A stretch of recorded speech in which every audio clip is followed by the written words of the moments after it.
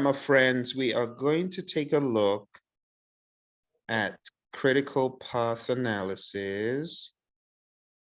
I want to give you a very scrappy view to the critical path. So the PMI say it's the shortest path that shows you the longest time in which you can, it's the longest path that shows you the shortest time in which you can complete the project. So let me give you a scrappy example. If you have a task A, B, and C, and you have three, let's actually put it at the top. You have 3 days, 5 days, 4 days, and then you have some other ones here, which will be called D and E. And this is 2, and this is 6, for example. The critical path usually shows the activities joined by arrows. So when you get something like this, you have to ask yourself, which is the longest path in this scenario? And you're going to have two paths that you need to calculate. You're going to have ADEC, which is at the top, ADEC, and you're going to have ABC. So the question then becomes, how long is ADEC? Can someone tell me? 15. That sounds right.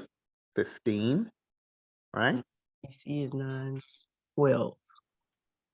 And then the middle ABC is 12. Good. Okay. Very good. And then you could have one at the bottom here. So you could have A, B, C, D, E. You could have an F, and this is like this. And let's say this is 2. And then we have another one that is G. And let's say this one is 12. Then you would have AFGC. AFGC. So how long is AFGC? 21. You got it, 21. Yes. So the longest path is the critical path. Which of these is the longest? AFGC is the long. You got it. It's AFGC. That is the critical path. So if one gets a question like this on the exam, they could give you something like this and say, what is the critical path? Sometimes they'll just give you a 21, or they could give you an AFGC. So you got to be ready to answer based on that.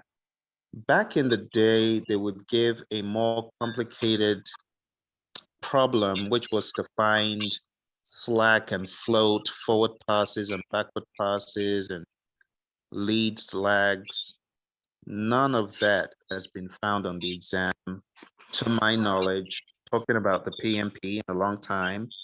This problem we're looking at doesn't even come out on the exam anymore. I have, however, heard that some CAPM folks could get something like this, but again, it's very, very basic.